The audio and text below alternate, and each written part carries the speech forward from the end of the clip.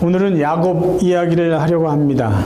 야곱이란 인물은요, 정말 파란만장한 삶을 살았던 사람 중에 한 명이에요. 그런데 그의 삶은요, 어디서부터 대부분 갈등이 생겼냐 하면 가족 간에 생긴 갈등입니다. 다른 성경의 인물들은 가족 간에 그렇게 갈등과 문제가 생겼다, 그런 이야기들이 많지 않은데 유독 야곱은 아버지, 엄마, 형, 삼촌, 그 다음에 부인이 둘이었잖아요. 부인의 하인, 4명의 여인과의 그런 갈등.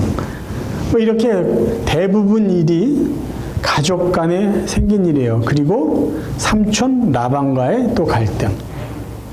그래서 가족 간에 발생된 많은 일들 가운데 생겨난 어떤 해프닝이 야곱의 삶의 특징이라고 볼 수가 있습니다. 오늘은 야곱의 여러 가지 삶의 이야기들이 있지만 그 이야기들을 간단히 정리하면서 2가지 관점으로 야곱의 삶을 살펴보려고 합니다. 첫 번째는 야곱은 자기 꾀로 살려고 했던 사람이에요. 그래서 자기 방법, 자기 어떤 약삭빠름으로 살려고 했던 야곱의 모습을 살펴보고요. 2번째는 그런 야곱을 하나님께서는 어떻게 인도해 가고 계신가, 야곱을 인도해 가시는 하나님의 모습을 살펴보겠습니다. 먼저 자기 꾀로 살려는 야곱의 모습입니다. 야곱은요, 형과 아버지를 속여서 장자들이 받을 축복을 받습니다. 그러니까 자기는 장자가 아닌데 장자의 축복을 받고 싶어서 형도 속이고 아버지도 속여요. 성경 말씀을 읽어드리겠습니다. 창세기 27장 18절부터입니다. 야곱이 아버지에게 나아가서 내 아버지여 하고 부르니 이르되 내가 여기 있노라. 내 아들아 네가 누구냐? 야곱이 아버지에게 대답하되 나는 아버지의 맏아들 에서로소이다. 아버지께서 내게 명하신 대로 내가 하였사오니 원컨대 일어나 앉아서 내가 사냥한 고기를 잡수시고 아버지 마음껏 내게 축복하소서. 이삭이 그의 아들에게 이르되 내 아들아 네가 어떻게 이같이 속히 잡았느냐? 그가 이르되 아버지의 하나님 여호와께서 나로 순조롭게 만나게 하셨음이니이다. 여기 몇 가지 거짓말이 나오죠. 자기는 야곱이에요. 둘째 아들 야곱인데 형 에서라고 이야기를 해요. 그리고 아버지가 좋아하는 그 짐승 요리를 왜 이렇게 빨리 갖고 왔냐 그랬더니 하나님이 짐승을 아주 빨리 만나게 해서 그걸 사냥하게 해서 이렇게 맛있는 요리를 만들었습니다. 근데 사실 거짓말이죠. 엄마가 미리 만들어준 음식을 아버지에게로 가져간 거예요. 그리고 아버지를 속여서 장자가 받을 축복을 야곱은 받습니다. 그러면 자기 꾀로 살았던 이 야곱은 그의 삶이 어떻게 진행되어 갔을까요? 남을 속인 결과 첫 번째는요, 20년간의 타향살이를 하게 됩니다. 자, 형과 아버지를 속인 결과가 삼촌 라반 집에서 20년 동안 고생하면서 사는 것이었어요. 27장 41절부터 읽겠습니다. 그의 아버지가 야곱에게 축복한 그 축복으로 말미암아 에서가 야곱을 미워하여 심중에 이르기를 아버지를 곡할 때가 가까웠은즉 내가 내 아우 야곱을 죽이리라 하였더니 맏아들 에서의 이 말이 리브가에게 들리매 이에 사람을 보내어 작은 아들 야곱을 불러 그에게 이르되 네 형 에서가 너를 죽여 그 한을 풀려 하니 내 아들아 내 말을 따라 일어나 하란으로 가서 내 오라버니 라반에게로 피신하여 네 형의 노가 풀리기까지 몇 날 동안 그와 함께 거주하라. 엄마의 마음은 며칠만 가 있으면 될 거라고 생각했어요.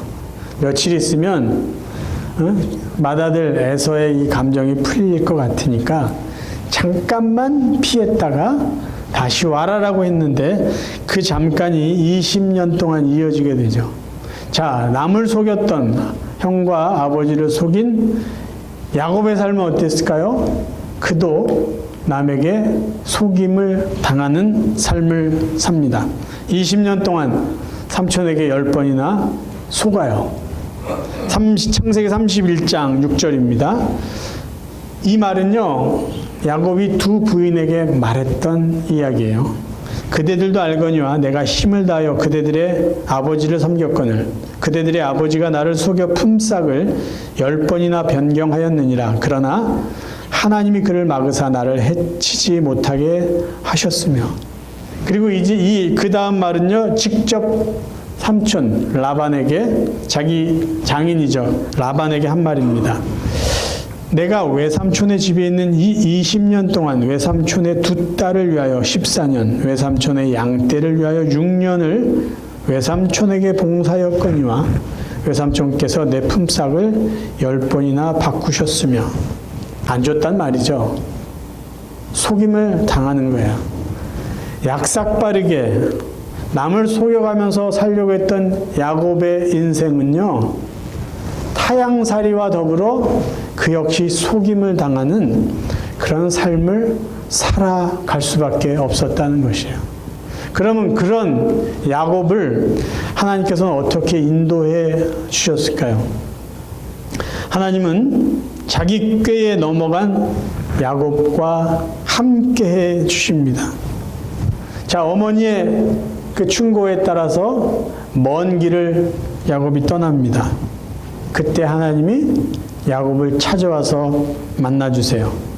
어느 날 밤에 야곱이 돌을 베개 삼아 잠이 들었는데 꿈속에서 하나님 나타나서 이렇게 말씀하십니다.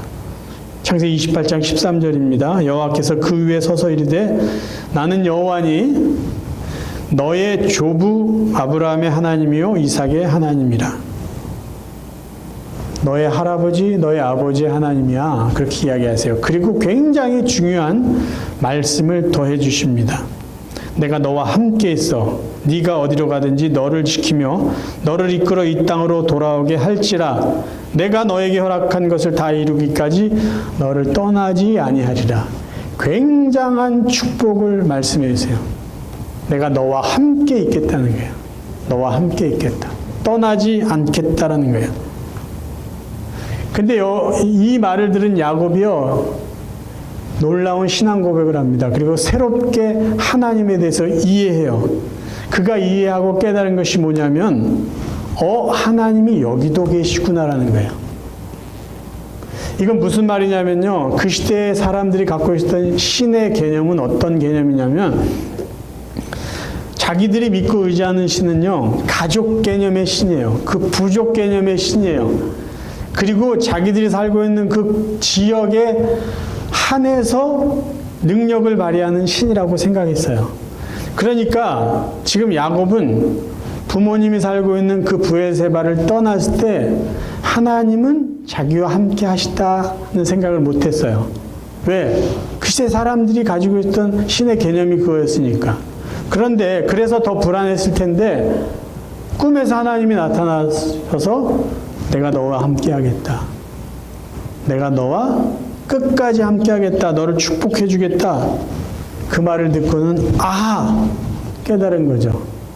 하나님은 나와 함께 하시는 분이구나. 우리 동네에만 함께 하시지 않고 내가 어디를 가든지 그분은 나와 함께 하시는 정말로 사랑의 하나님이구나라는 것을 비로소 깨닫습니다.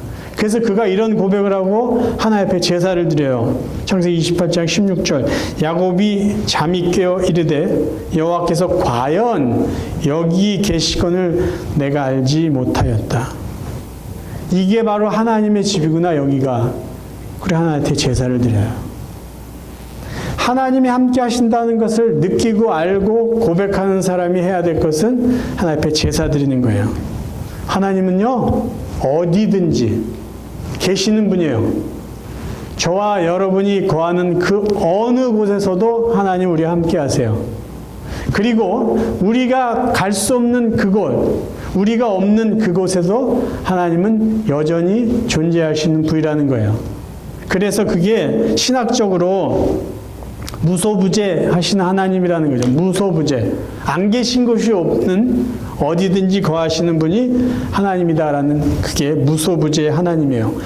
제가 잠깐 지도를 보여드릴게요. 지도의 맨 아래쪽 왼쪽에 보면 브엘세바라는 게 있어요. 거기가 야곱의 출발지예요. 야곱이 삼촌 하란으로 떠난 거예요.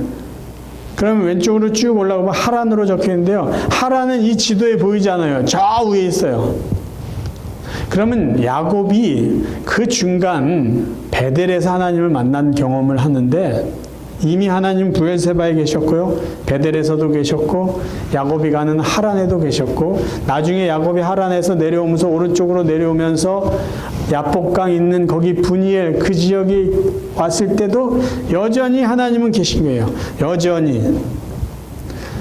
야곱이 브엘세바에 있던 하란에 있던 어디에 가던 하나님은 그 야곱과 함께 하신 하나님이에요. 똑같죠? 우리가 캘리포니아에서 살던 아니면 다른 주에 잠깐 여행을 갔던 하나님 우리와 함께 하신 하나님이에요. 그런데 저희들은요 가끔씩 해외여행을 가거나 다른 주로 여행을 가거나 무슨 일이 있어서 우리가 살던 곳을 떠날 때 아주 가끔씩 무슨 생각을 하냐면 하나님이 나와 함께하지 않을 것 같은 생각과 행동을 한다는 거예요. 비신앙인 같은 생각과 행동을 한다는 거예요. 제가 부끄러운 저의 이야기를 잠깐 하겠습니다. 25년 전 일이에요. 미국에 처음 왔을 때. 그때 우리 큰딸이 아주 어렸죠. 근데 저희가 한국에서 이 미국 올 때 이렇게 포터블 베큐um 있죠. 진공청소기를 갖고 왔어요. 이게 조그만데 아주 이뻤어요. 산지 얼마 안 됐는데 그게 그때 메이드 인 USA였어요. 그래서 아마 왜 그런지 몰라도 그냥 집에다 아니면 누굴 주기보다는 그냥 가져가자라고 그런 마음으로 갖고 온 것 같아요. 근데 보니까 필터가 없어졌어요.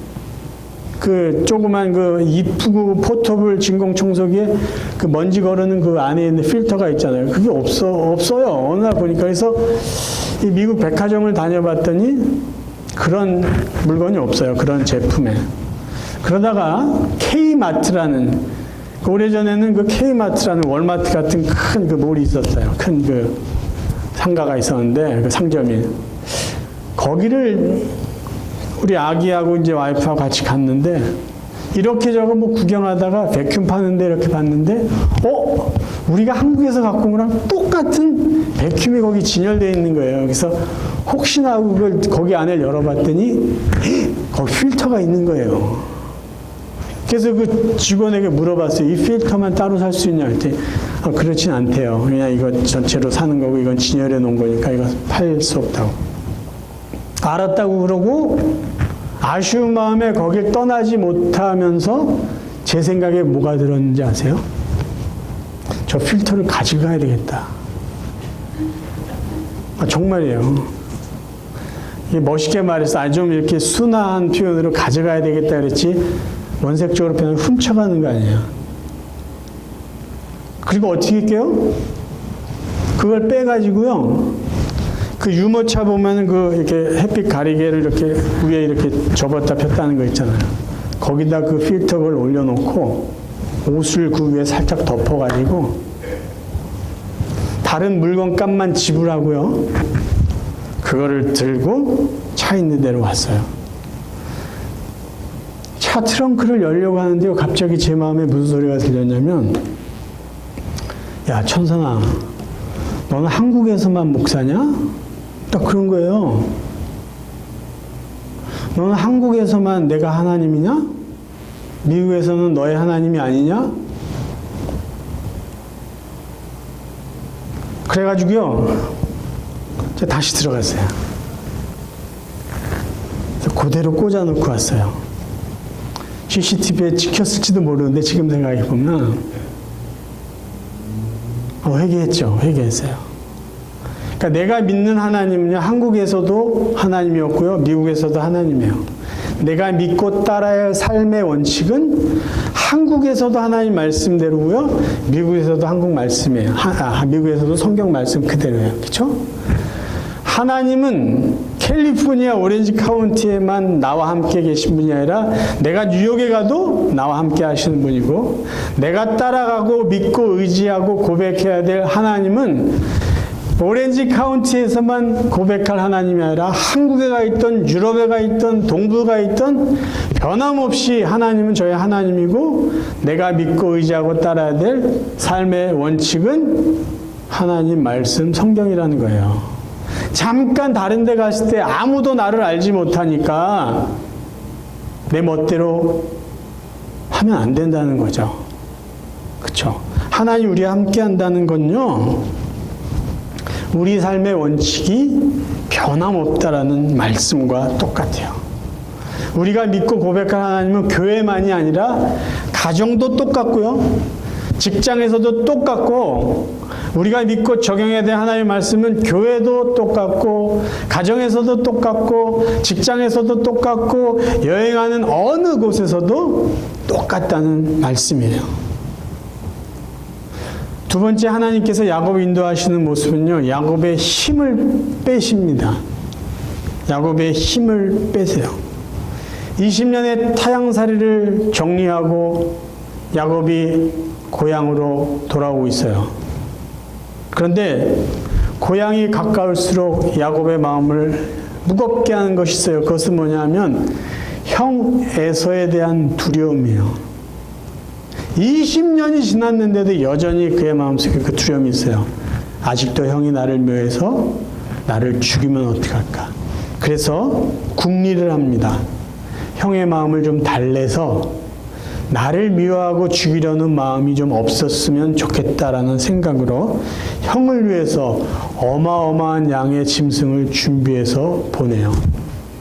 성경에 나와 있는 형을 위해서 야곱이 준비한 짐승의 숫자입니다. 암염소 200마리, 숫염소 20마리, 암양 200마리, 숫양 20마리, 전나는 약대 30마리, 또 그 새끼들, 암소 40마리, 황소 10마리, 암나귀 20마리, 그리고 그 새끼 나귀들, 어마어마한 양을 형을 위해서 준비해요. 뇌물과 같은 선물이에요. 그리고 야곱은 또 어떤 방법을 쓰냐면 종들에게 시켜서 이 많은 짐승들을 때로 나누어서 먼저 보내요. 그래서 형이 이렇게 지나오다가 이거 뭐야? 그러고 받아서 이야기 듣고 마음이 조금씩 누그러지기를 원하는 마음을 해요. 그런데 형의 마음이 조금 더 누그러지지 않았다 싶으면 자기는 곧바로 도망치려고 아까 지도에 보인 대로 야복강, 그 중간 지점이죠. 거기서 강을 건너지 못하고 가족들만 보내고 있습니다. 그 다음 이야기가 오늘 우리가 읽은 본문 내용이에요. 우리가 읽은 본문 24절을 보면요, 어떤 사람이 야곱과 밤을 새워 씨름했다라고 말하고 있어요. 이 어떤 사람은 누굴까요? 하나님이 보낸 천사예요. 그러면 하나님이 야복강에서 앞으로 나아가지, 고향으로 나아가지 못하는 야곱에게 왜 천사를 보냈을까요? 아주 간단합니다. 야곱을 도와주기 위해서요. 야곱이 형을 만나러 가는 게 두려우니까 하나님 천사를 보내서 그 마음에 편안함을 주고 형을 이렇게 잘 만날 수 있도록, 기쁘게 만날 수 있도록 도와주러 하나님이 보낸 천사예요. 왜 그런지 아세요? 야곱이 그렇게 기도했어요. 제가 쉬운 말 성경으로 읽어드릴게요. 창세기 32장. 주님, 제 형 에서의 손에서 이 몸을 구해 주십시오. 형 에서가 저를 공격하여 제 아내들이나 자식들을 죽일까 두렵습니다. 주께서는 분명히 이 종이 하는 일마다 모두 잘되게 해주시겠다고 약속하셨습니다. 또 바닷가에 널려있는 모래만큼이나 셀 수 없을 정도로 제 후손이 불어나게 해주시겠다고 약속하셨습니다. 이미 야곱은 하나님 앞에 이 기도를 하고 고향으로 향했어요. 그러니까 하나님이 그 야곱의 기도를 듣고 그를 도와주기 위해서 천사를 보냈어요. 여러분, 믿음의 기도는 어떤 기도냐면요, 내가 믿고 기도한 것을 그대로 하나님이 들어주실 것을 말 그대로 믿고 기다리는 거예요. 근데 지금 야곱은 어떻게 했냐? 믿음으로 기도해 놓고 불안해서 불필요하게 힘을 쓰고 있었어요. 어떻게 해요? 하나님 보낸 천사를 붙잡고 늘어지는 거예요. 왜 하나님 보낸 천사가 야곱의 허벅지뼈, 이 환도뼈, 엉치뼈를 쳤을까요? 지금 천사가 야곱의 그 허벅지 뼈를 치면서 말을 했다고 하면 이런 말을 했을 거예요. 야, 너 좀 가만히 좀 있어. 내가 너 도와주려고 왔는데 이렇게 붙잡고 늘어지니까 내가 아무것도 할 수가 없어. 좀 가만히 있어. 근데 이 야곱이 죽기 살기로 매달리고 있으니까 천사가 질려가지고 떠다 민 거죠. 아니, 내가 너 도와주려 하는데 너 지금 도대체 왜 그러고 있는 거야? 라고 하는 거예요. 너는 그냥 가만히 있어. 내가 다 알아서 해줄게. 야곱은 그걸 이해를 못했어요. 자기가 기도한 걸 하나님이 지금 들어주시고 자기와 함께하고 자기를 도와주고 주려고 와 계신데 불안한 마음에 도와주러 온 천사를 붙잡고 지금 뭔 짓을 하고 있는지 자기도 몰랐던 거예요. 야곱의 모습을 보면서요, 제가 이런 생각을 했어요. 저나 우리 성도님들이 가끔씩 하나님 앞에 기도하는 모습이 야곱이 지금 천사를 붙잡고 늘어지는 것하고 비슷하다라는 생각이에요. 저희들이 살다가 갑자기 정말 황당하고 너무나 뜻밖의 어려운 일을 당하면요, 저희들은 당장 하나님을 찾잖아요. 그리고 이렇게 기도해요. 하나님, 죽을 것 같습니다. 하나님, 이거 당장 어떻게 해주셔야 돼요? 제발 하나님 빨리 뭔가 해주세요. 막 간절하게 이렇게 하나님 앞에 매달려요. 그리고 시간이 지나면 우리는 이렇게 고백을 하죠. 아, 내가 그때 정말 급하고 그래서 하나님 앞에 간절히 매달리고 막 때를 썼더니 하나님께서 그 문제를 해결해 줬어. 내가 정말 밤도 잠도 안 자고 밤새 기도했더니 하나님 은혜를 주셨어. 내 기도를 들어주셨어. 라는 이야기를 합니다. 그런데요, 정말 하나님이 우리들의 기도를 들어주신 게 우리가 기를 쓰고 하나님을 붙잡고 늘어지고 때를 썼기 때문에 들어주신 걸까요? 반대로 물어보면, 그럼 우리가 아주 그냥 죽기 살기로 하나님 앞에 기도하지 않았다면 하나님 우리의 그런 문제나 그런 아픔들을 해결해 주시지 않았을까요? 그렇지 않죠. 하나님 우리가 그냥 붙잡고 늘어져가지고 천사가 뭔가 하지 못할 정도로 야곱이 했던 것처럼 그렇게 하지 않아도 우리의 필요를 아시기 때문에 우리의 필요를 채워주실 거예요. 여러분 기억하십시오. 우리가 기도한 것이 하나님께 응답받는 것은요, 우리가 기도한 방법이나 우리가 기도한 태도에 따라서 응답이 오고 안 오고 결정나지 않는다는 거예요. 우리의 기도를 하나님 응답해 주신 것은요, 하나님의 사랑의 근거에서 응답받는 거예요. 만약에 우리의 기도가 내가 열심히 소리를 높여서 몇 시간 동안 기도했기 때문에 응답을 받았다라고 한다면 기도 응답의 원인은요, 우리에게 있어요. 그 결과도. 근데 기도 응답의 원인도 결과도 하나님의 사랑이 있다는 것을 우리는 기억하셔야 돼요. 이 본문의 말씀을 우리가 잘못 이해하면 마치 하나님은 야곱을 도와주고 싶지 않은데 야곱이 죽기 살기로 매달렸기 때문에 야곱을 도와주고 야곱을 축복한 것처럼 오해할 수 있다는 거예요. 근데 성경을 잘 보십시오. 야곱의 삶을 잘 살펴보세요. 하나님은 야곱과 상관없이 멀리 계시다. 야곱이 죽기 살기로 기도했기 때문에 야곱에게 오셔서 도와주시지 않고요, 언제나 그와 함께 하셨어요. 그리고 지금 야곱이 고향으로 돌아오게 된 것도요, 하나님이 가라고 하셨기 때문이에요. 창세기 31장 3절, 여호와께서 야곱에게 이르시되 내 조상의 땅 내 족속에게로 돌아가라. 내가 너와 함께 있으리라. 야곱이 지금 고향으로 가고 있는 이유도 하나님이 그렇게 하라고 격려해 주셨기 때문이에요. 야곱이 잊고 있었던 건 그거예요. 그러니까 야곱은 하나님의 이 말씀까지도 기억했어야만 됐어요. 그랬다면은 지금 야곱이 천사를 붙잡고 씨름하는 이 모든 것은요, 불필요한 힘을 쓰고 있었다라는 말이 되는 거예요. 마지막으로 여러분에게 질문 한번 드려볼게요. 자, 천사가 야곱을 축복했어요. 그렇죠? 야곱은 계속해서 날 축복해 주세요. 씨름하고 뭐 이름이 뭐냐 뭐 이러다 결국은 천사가 야곱을 축복하고 떠납니다. 근데 그 결과가 뭐죠?